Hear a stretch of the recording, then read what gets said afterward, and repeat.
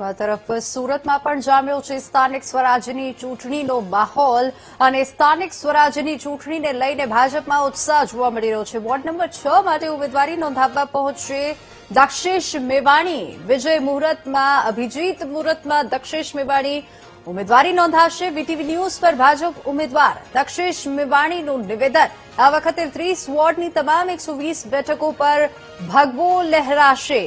ગુજરાતના ઇતિહાસની સૌથી હાઈએસ્ટ લીડ સાથે જીત મેળવીશું, દક્ષેશ મેવાણીએ જણાવ્યું। સ્થાનિક સ્વરાજ્યની ચૂંટણીને લઈને જે ઉમેદવારો ભાજપની હતા તેની જાહેરાત થઈ અને ત્યારબાદ હવે ઉત્સાહનો માહોલ જોવા મળી રહ્યો છે।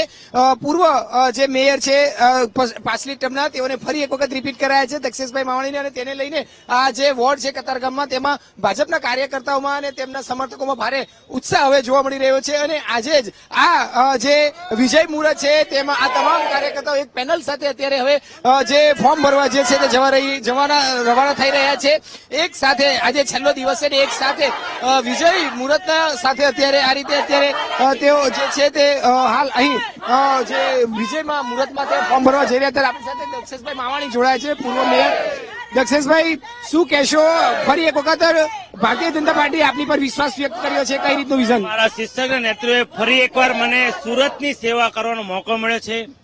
હું મારા શિક્ષક નેતૃત્વનો આભારી છું અને સુરત આજે દેશનું નંબર 1 મહાનગરપાલિકા પ્રસ્થાપિત થઈ રહી છે ત્યારે ફરી એકવાર મને સેવાનો મોકો મળ્યો છે। હું શ્રેષ્ઠમાં શ્રેષ્ઠ સેવા કરવાના પ્રયત્ન કરીશ અને 30 વોર્ડની જો વાત કરું તો તમામ જગ્યાએ આ વખતે ભગવો લહેરાશે।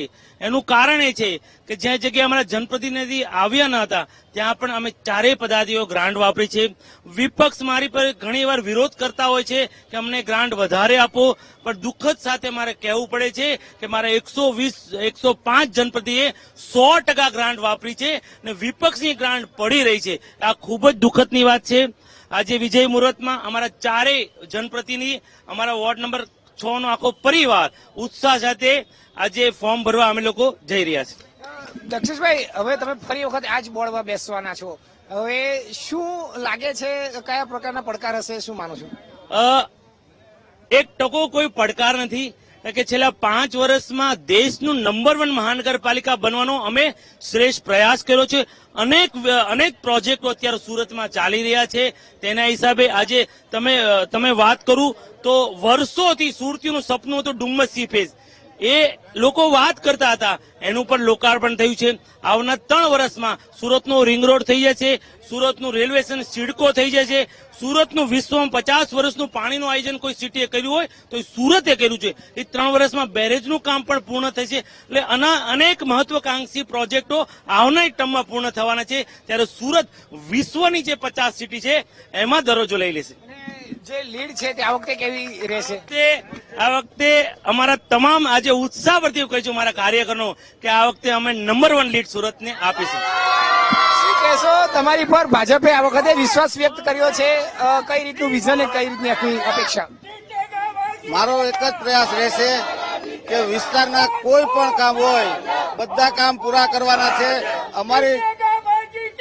અમારા વિસ્તારમાં 95% સોસાયટીમાં સીસી રોડ બની ગયા છે। હવે આ જ વિકાસને આગળ વધારવાની જવાબદારી અમારી છે। પૂરેપૂરી નિષ્ઠાથી આગળ વધારશું અને હું શીર્ષ નેતૃત્વનો ખૂબ ખૂબ આભાર માનું છું કે પસંદગી કરી મારી, એ બદલ ખૂબ ખૂબ આભાર।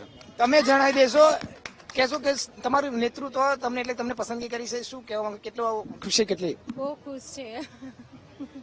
બિલકુલ, એટલે અત્યારે તમામમાં ખૂબ જ ખુશી છે, ઉત્સાહ છે। કતારગામ આ વોર્ડ છે અને તેમાં જે પૂર્વ મેયર દક્ષેશભાઈ માવાણી છે તેમની પર ફરી એક વખત વિશ્વાસ વ્યક્ત કરાયો છે, ત્યારે તમામ હવે વિજય મુહૂર્તમાં ફોર્મ ભરવા માટેની પણ તૈયારી કરી રહ્યા છે। કેમેરામેન દેવેશ સોલંકી સાથે ધ્રુવ સંપુરા, વીટીવી ન્યૂઝ, સુરત।